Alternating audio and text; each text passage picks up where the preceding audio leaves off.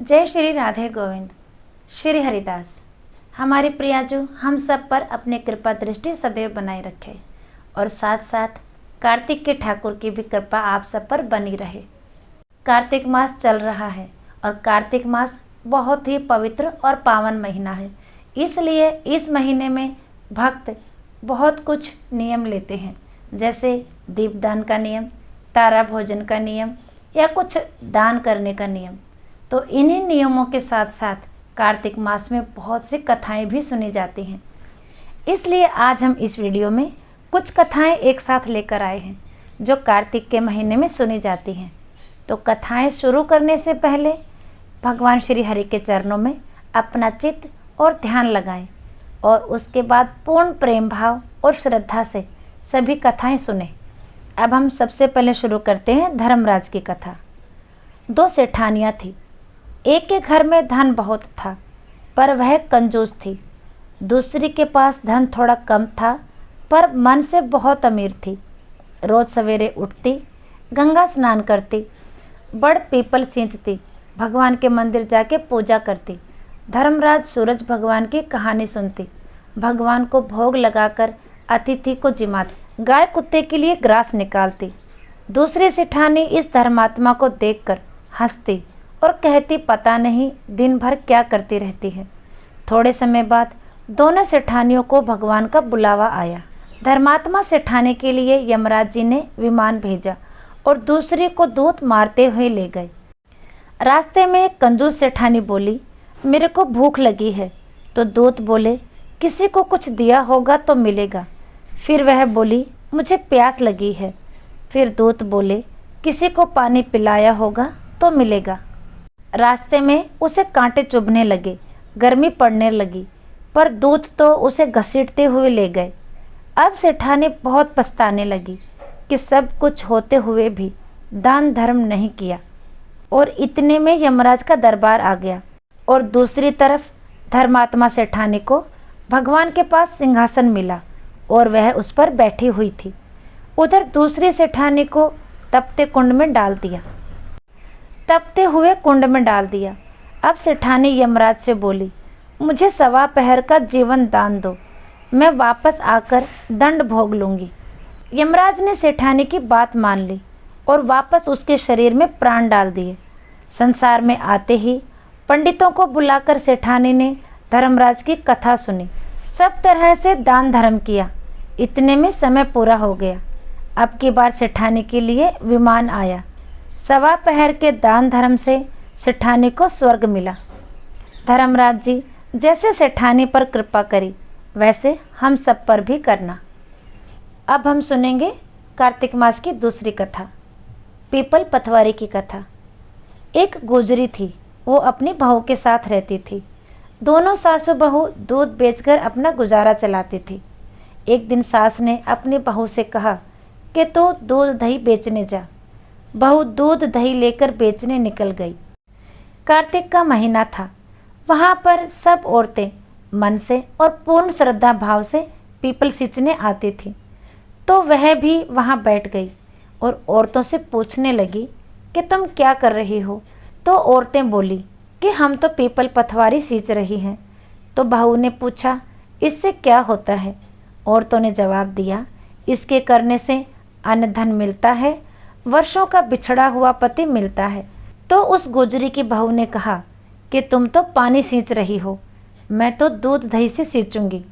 और उस गुजरी की बहू ने जो दूध बेचने निकली थी उसी से पथवारी सींचती।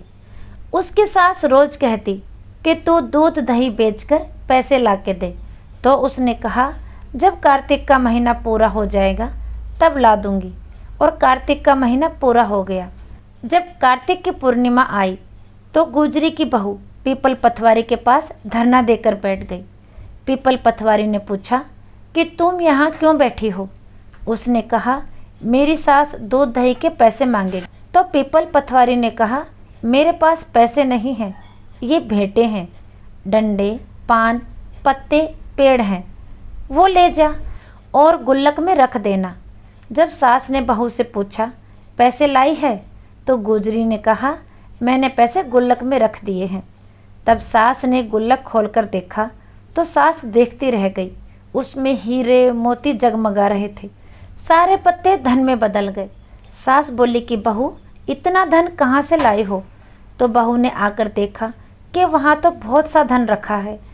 ये सब देखकर गुजरी की बहू ने कहा, सासू जी, मैंने तो 1 महीना दूध दही से पीपल पथवारी सींचा था और फिर मैंने उनसे धन मांगा था तो उसने भेंट में डंडे पत्ते दिए थे और मुझसे कहा था कि ये सब गुल्लक में रख दे, तो मैंने गुल्लक में रख दिए थे। वही डंडे और पत्ते हीरे मोती में बदल गए। तब सासू जी ने कहा कि अब की बार मैं भी पथवारी सींचूंगी। सासू जी दूध दही तो बेच आती और हांडी धोकर पीपल पथवारी सींचाती और घर आकर बहू से कहती कि तू मेरे से पैसे मांग। तो बहू ने कहा कि सासू जी, कभी बहू ने सास से हिसाब मांगा है? सासू जी महीने के आखिर में पीपल पथवारी पर जाकर धरना देकर बैठ गई तो उसे भी डंडे पत्ते पान भाटे भेंट में दिए और कहा कि इन्हें ले जाकर गुल्लक में रख देना। सास ने वो सब ले जाकर गुल्लक में रख दिए। फिर बहू ने गुल्लक खोला तो देखा कि उसमें कीड़े कचरा ये सब भरा हुआ था। बहू ने सास से कहा, यह क्या है? तो सास भी यह सब देखकर हैरान रह गई और बोली कि पीपल पथवारी ने तेरे को तो अन्न धन दिया और मुझे कीड़े मकोड़े दिए। तब पीपल पथवारी ने कहा कि बहू तो निस्वार्थ सींचती थी और सासू जी धन की भूख से सींचती थी। इसीलिए कहा जाता है कि प्रभु निस्वार्थ भाव से की हुई सेवा से ही रिझते हैं। हे पीपल पथवारी माता, जैसे तुम बहू पर प्रसन्न हुई वैसे ही हम सब पर भी होना। अब हम शुरू करते हैं कार्तिक मास की तीसरी कथा, जाटका भाटका की कहानी। किसी गांव में एक जाट और एक भाट रहता था। दोनों में घनिष्ठ मित्रता थी। एक बार जाट अपनी बहन के घर जाने को तैयार हुआ और भाट अपने ससुराल जाने को तैयार हुआ। दोनों साथ चल पड़े तो रास्ते में रुककर एक कुएं की मुंडेर पर बैठ गए और जाट ने भाट से कहा कि नगर बसेरा कर लेते हैं। इस पर भाट बोला कि तू ही नगर बसेरा कर ले, मैं तो अपने ससुराल जा रहा हूँ, वहाँ खूब खातिर होगी मेरी, तू कर ले नगर बसेरा। जाट वहीं कुएं के पास बैठ पानी की घंटी और चावल का दाना लेकर नगर बसेरा करने लगा।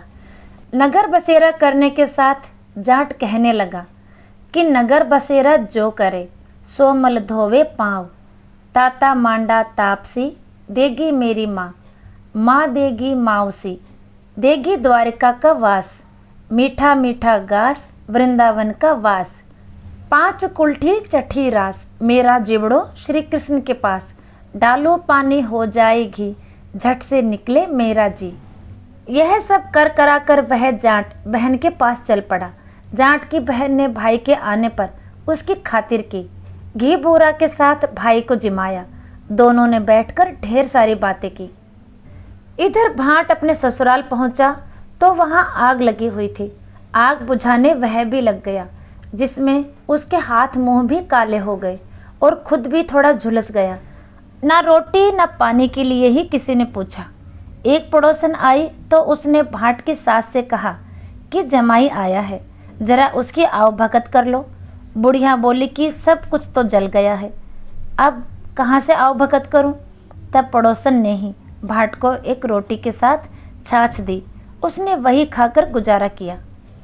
जाट और भाट शाम को दोनों फिर अपने घर की ओर चल पड़े और रास्ते में मिल गए और एक दूसरे का हाल पूछा।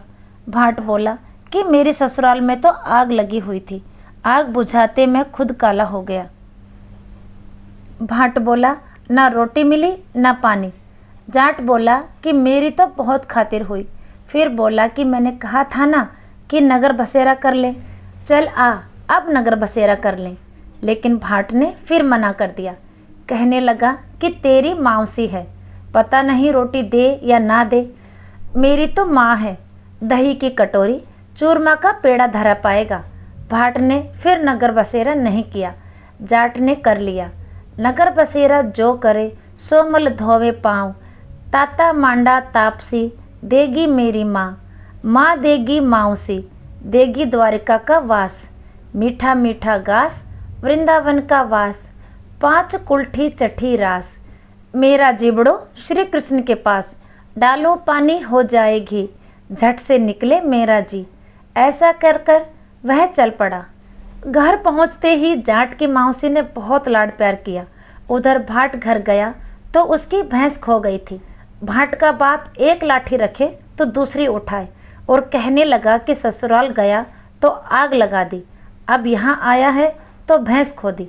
बाप ने कहा कि पहले भैंस लेकर आ, तभी रोटी पानी मिलेगा। सारा दिन भाट भैंस ढूंढता रहा, लेकिन उसे भैंस नहीं मिली। जाट और भाट की मुलाकात फिर से बाजार में हो गई। जाट ने भाट के हालचाल पूछे तो भाट बोला कि आते ही भैंस खो गई, बस उसी दिन से भैंस ढूंढ रहा हूँ। रोटी का तो पूछो ही मत। जाट ने कहा कि मैंने तो पहले ही कहा था कि नगर बसेरा कर लें। जाट की बात सुनकर भाट बोला कि तेरे नगर बसेरे में इतनी ताकत है तो चल अब कर लेते हैं। दोनों ने बैठकर नगर बसेरा किया।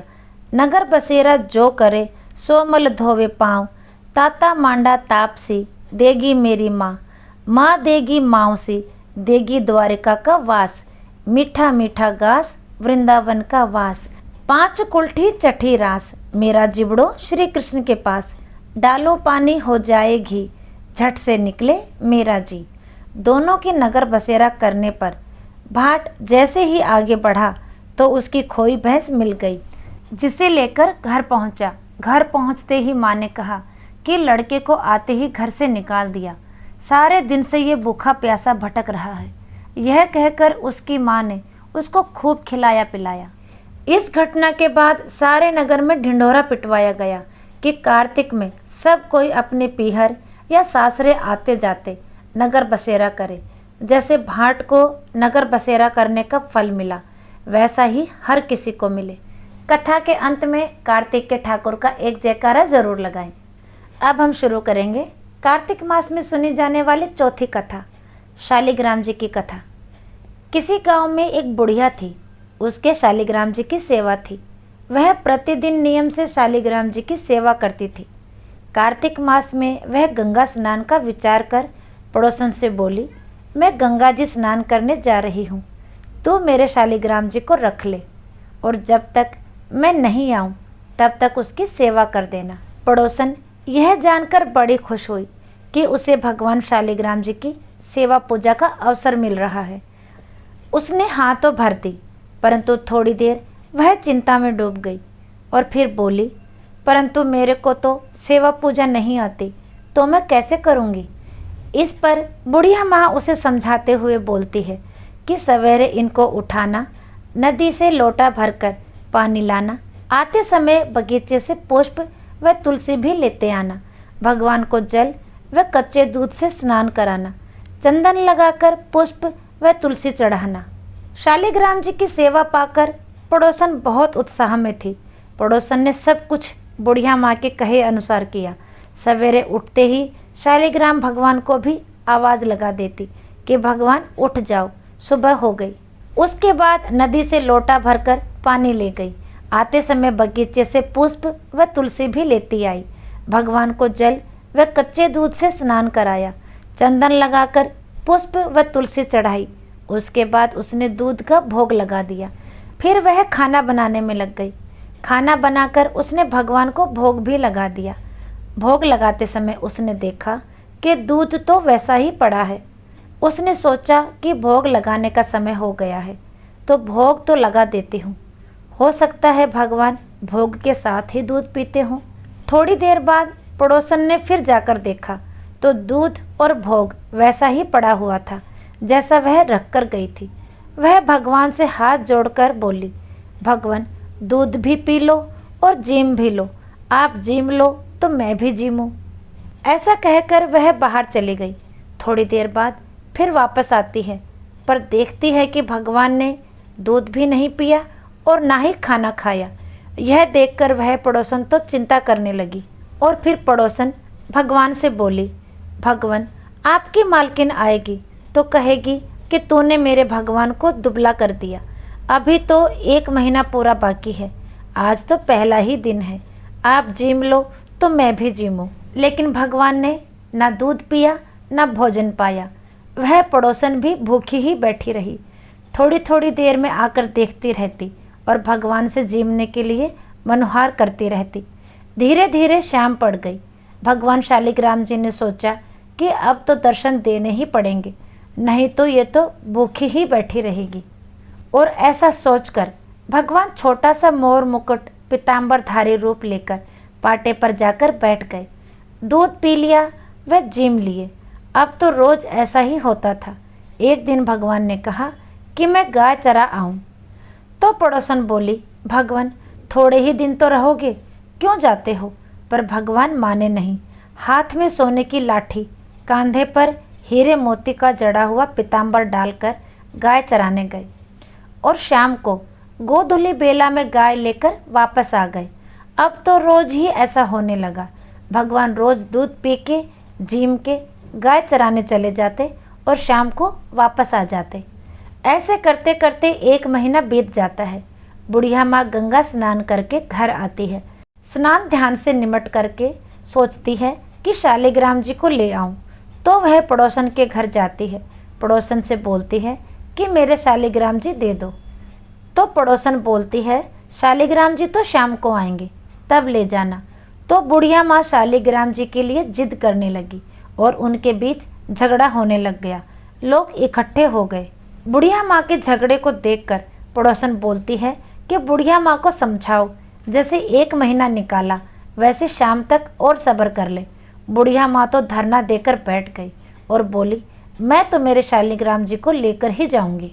तो बता कहाँ छुपा रखा है मेरा शालिग्राम?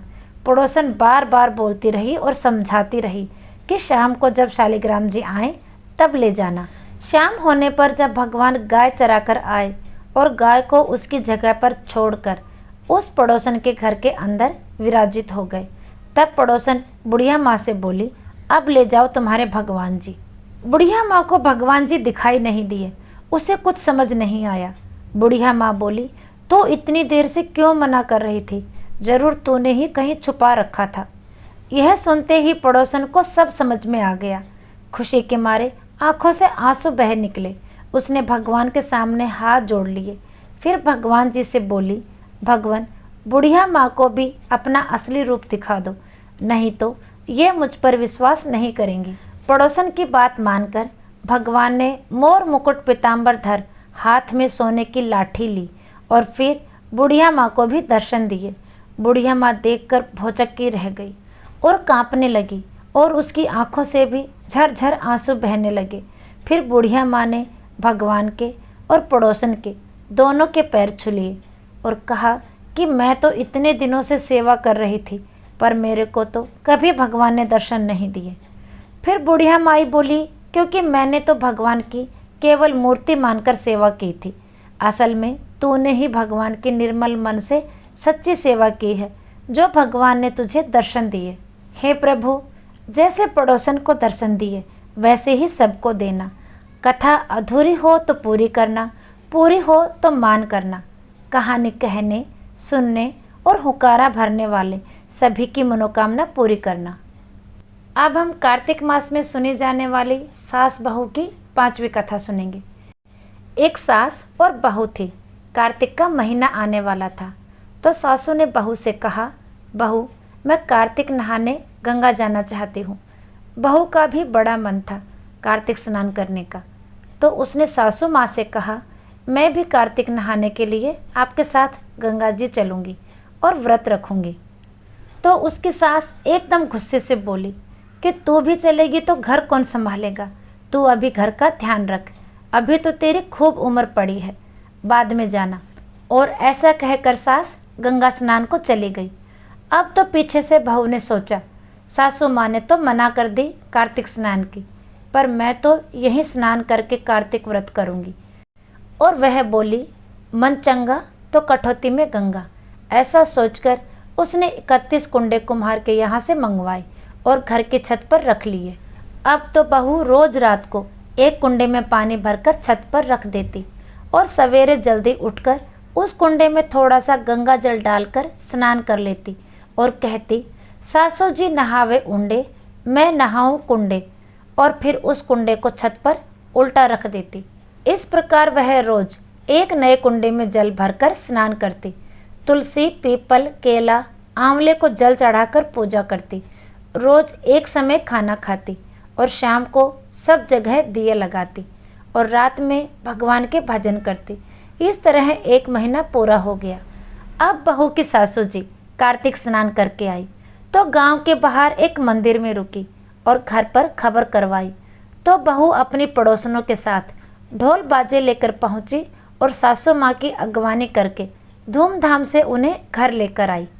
अब दूसरे दिन सासू ने बहू से कहा कि मैंने कार्तिक स्नान किया है तो मुझे ब्राह्मण जिमाने हैं और कल अपने घर ब्राह्मण भोज का खाना बनेगा।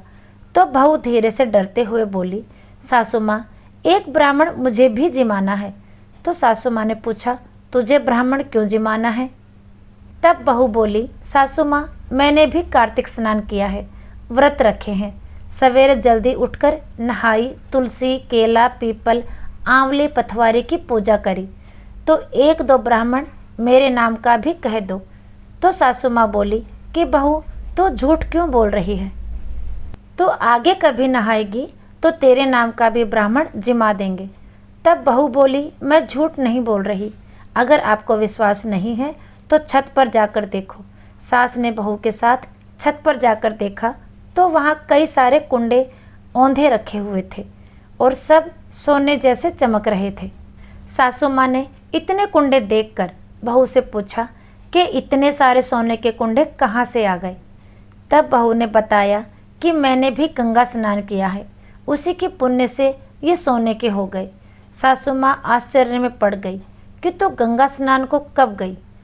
तब बहू बोली कि मैंने इस बार पहले से ही सोच रखा था कि मैं भी कार्तिक स्नान और व्रत करूंगी, पर आपने मुझे मना कर दिया। तो मैं कुम्हार के यहाँ से कुंडे लाकर रोज उनमें पानी भरकर छत पर रख देती। सवेरे उसमें गंगा जल डालकर उसी से स्नान करती और भगवान से प्रार्थना करके कहती, सासू जी नहावे उंडे, बहू नहावे कुंडे। इस तरह मैंने भी सच्चे मन से, श्रद्धा और विश्वास के साथ गंगा स्नान और कार्तिक व्रत रखा है और भगवान की कृपा से ये कुंडे सोने के हो गए। अब सासू माँ ने बहू की बात मान ली और बहू के लिए भी अलग से ब्राह्मण को न्योता देकर ब्राह्मण को भोजन कराया और उन्हें वस्त्र आदि देकर दक्षिणा दी। हे कार्तिक के ठाकुर, जैसे उस बहू पर कृपा करी वैसे ही सब पे करना। कथा अधूरी हो तो पूरी करना और पूरी हो तो मान करना।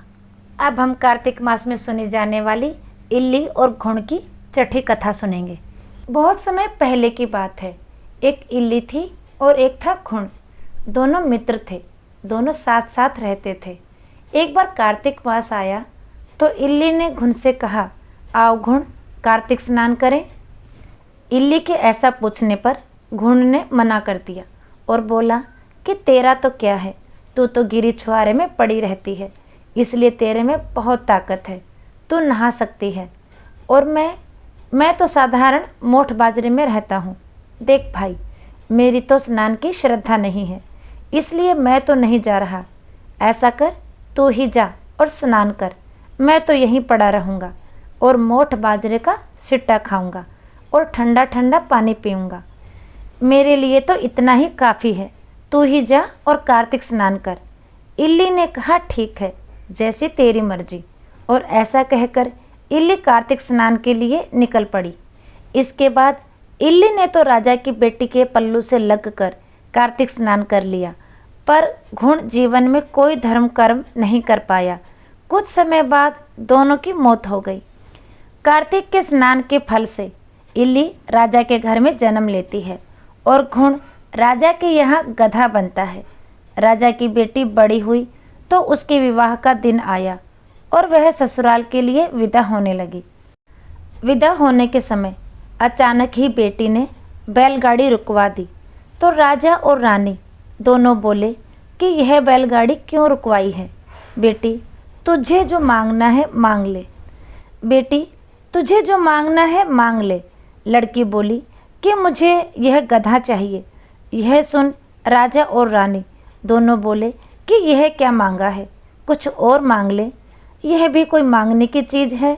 लड़की अपनी बात पर अड़ गई और बोली कि मुझे तो यह गधा ही चाहिए।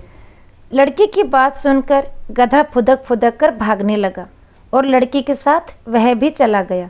महल जाकर लड़की ने उसे नीचे ही सीढ़ियों से बांध दिया।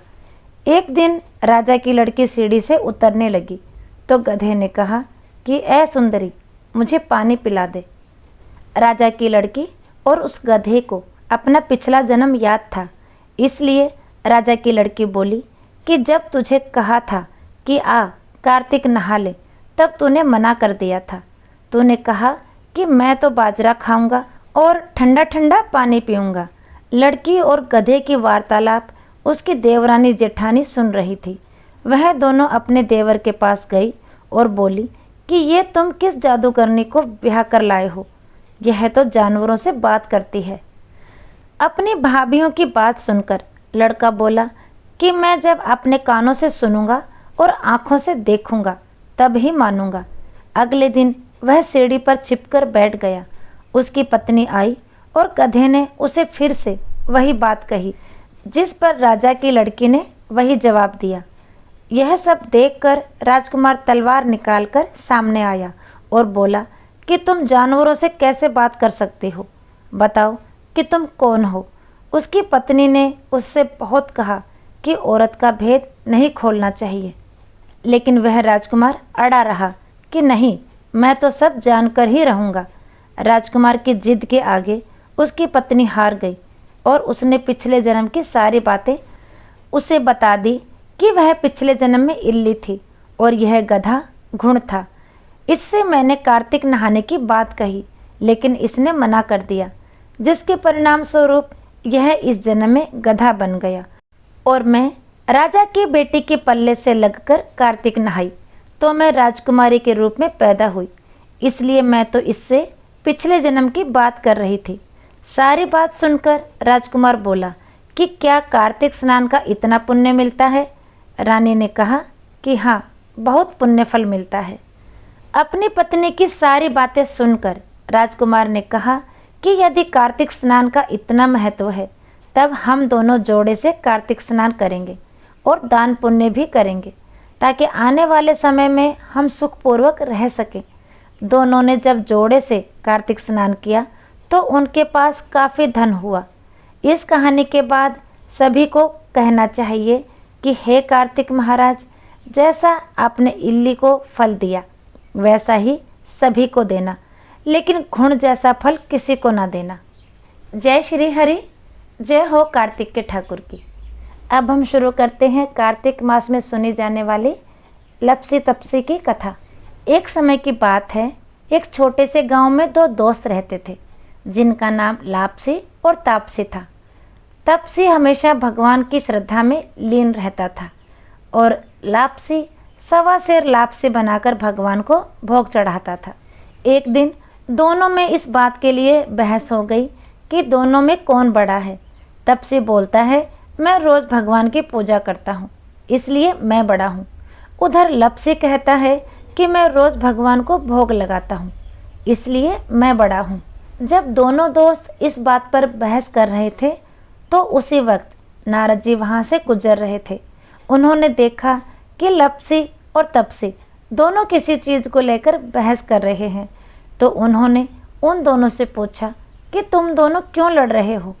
नारद जी के ऐसा पूछने पर उन दोनों ने अपने अपने बड़े होने का कारण बताया। फिर नारद जी बोले कि इस बात का फैसला मैं कर सकता हूँ कि कौन बड़ा है।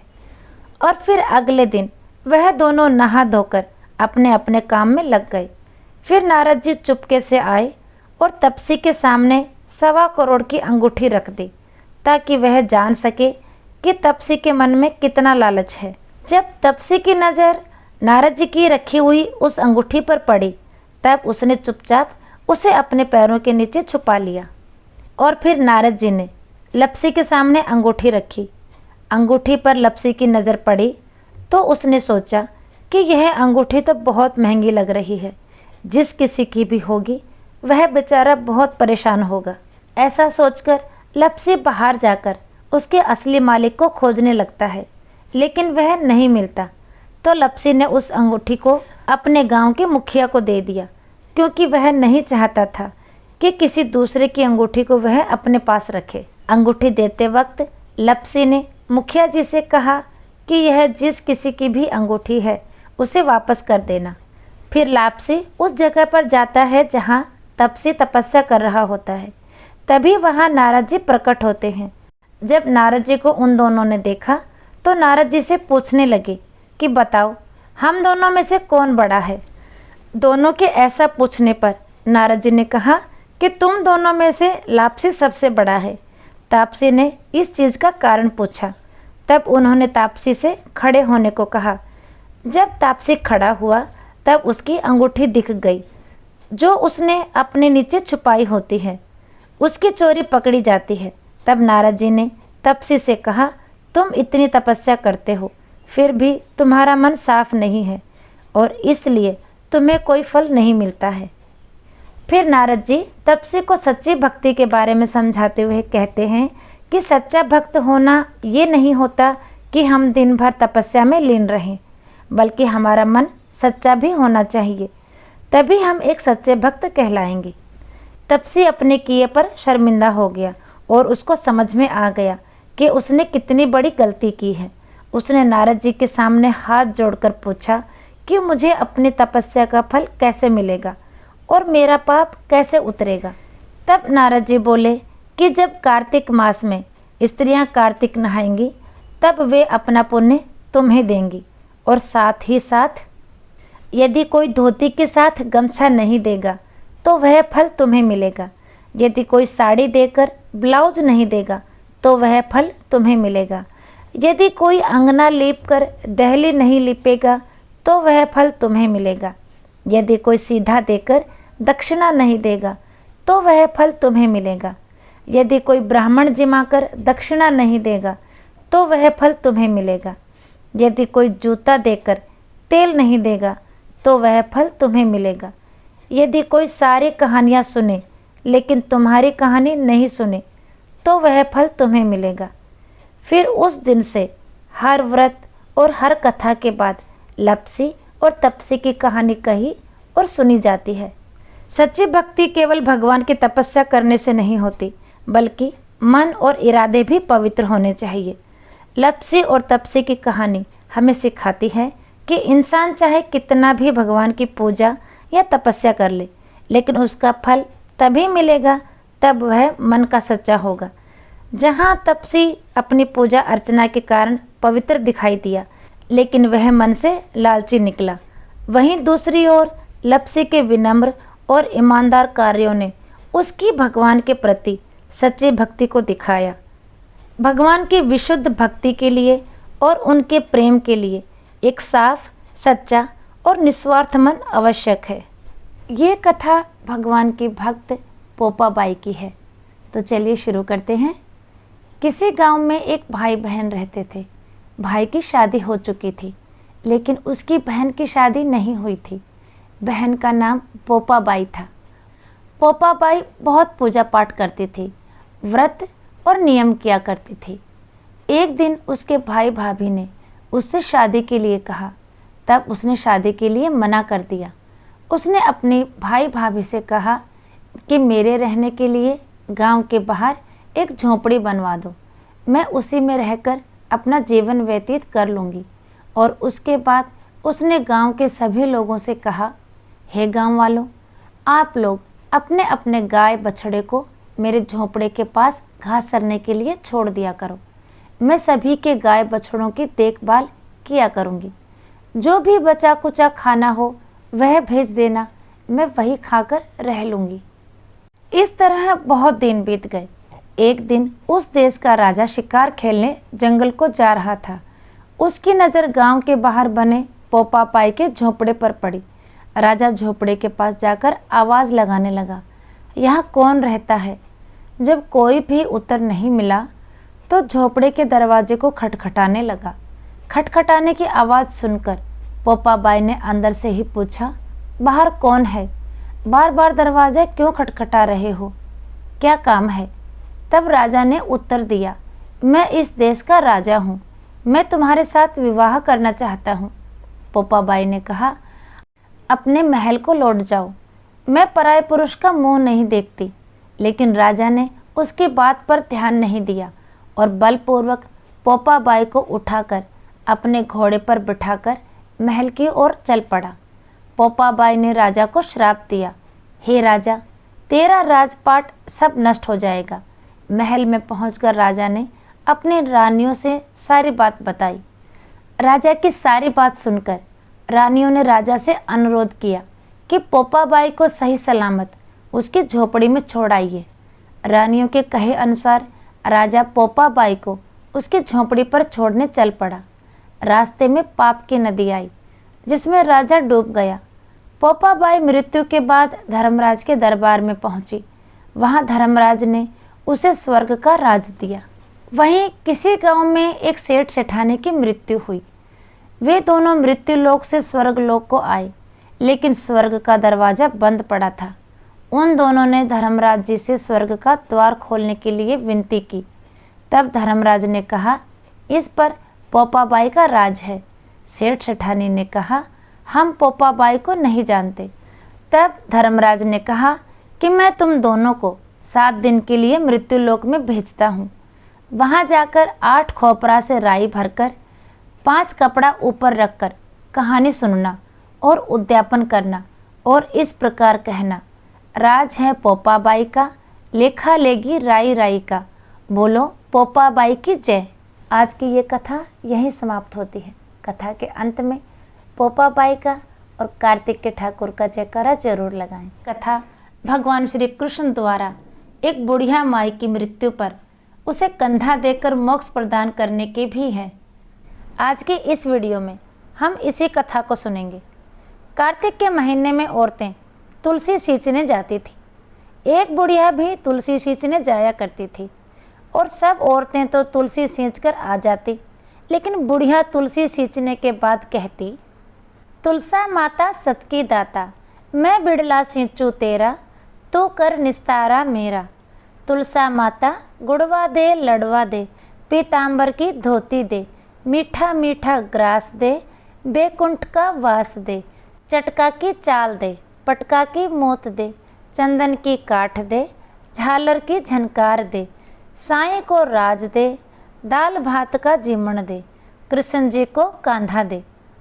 उस बूढ़ी माई की इस बात को सुनकर तुलसी माता चिंता के कारण सूखने लगी। श्री कृष्ण भगवान ने तुलसी जी से पूछा कि इतनी औरतें तुम्हारी पूजा करती हैं, जिमाती हैं और तुम्हारे गीत गाती हैं, फिर भी तुम सूख रही हो, सो क्या कारण है? भगवान श्री कृष्ण के पूछने पर तुलसी माता ने कहा, हे भगवान, आजकल एक बुढ़िया आती है, रोज पूजा के बाद इस प्रकार कहती है, तुलसी माता सत की दाता, मैं बिड़ला सींचू तेरा, तू कर निस्तारा मेरा। तुलसा माता गुड़वा दे लड़वा दे, पीतांबर की धोती दे, मीठा मीठा ग्रास दे, वैकुंठ का वास दे, चटका की चाल दे, पटका की मोत दे, चंदन की काठ दे, झालर की झनकार दे, साईं को राज दे, दाल भात का जीमण दे, कृष्ण जी को कांधा दे। इस प्रकार भगवान को सारी बात कहकर तुलसी माता ने कहा, सब कुछ तो मैं उसे दे दूंगी, किंतु कृष्ण भगवान का कांधा कहाँ से दूंगी? कृष्ण भगवान ने कहा, जब वह मरेगी तब उसे कृष्ण का कांधा भी मिल जाएगा, तुम चिंता मत करो और बुढ़िया माई को आशीर्वाद दे दो। तुलसी मैया ने वैसा ही किया। थोड़े दिन बाद बुढ़िया माई मर गई। सब कोई उसे उठाने लगे, पर वह इतनी भारी हो गई कि किसी से भी नहीं उठी। सब कहने लगे कि पाप घाट की माला फेरती थी, जिसकी वजह से इतनी भारी हो गई। तब भगवान एक बूढ़े ब्राह्मण का वेश बनाकर वहां आए और पूछने लगे कि क्या बात है, यह भीड़ क्यों हो रही है? तब लोगों ने बताया कि एक बुढ़िया मर गई है, पर पता नहीं उसने क्या पाप किया था। उसकी लाश में इतना वजन हो गया है कि इतने लोग मिल उठाने के बाद भी उठ नहीं रही। फिर भगवान श्री कृष्ण ने कहा कि मुझे इसके कान में एक बात कहने दो, फिर यह उठ जाएगी। लोग दूर हट गए। भगवान ने बुढ़िया के कान में कहा, बुढ़िया माई, तू बिड़ला सींचे मेरा, मैं करूं निस्तारा तेरा। लडवो ले गुड़वो ले, पीताम्बर की धोती ले, मीठा मीठा ग्रास ले, वैकुंठ का वास ले, चटका की चाल ले, पटका की मोत ले, चंदन का काठ ले, झालर की झनकार ले, साईं का राज ले, दाल भात का जीमण ले, कृष्ण को कांधा ले। इतना सुनते ही बुढ़िया माई हल्की हो गई। कृष्ण भगवान कांधा देकर उसे ले गए और बुढ़िया की मुक्ति हो गई। हे तुलसी माता, बुढ़िया माई को कृष्ण जी का कांधा मिला, वैसा ही हमें भी दिलाना। हे तुलसी माता, हे हरिप्रिय, आपकी बारंबार जय हो। तो आज का वीडियो यहीं तक, फिर मिलेंगे अगली वीडियो में। तब तक के लिए सभी को प्रेम भरी राधे राधे।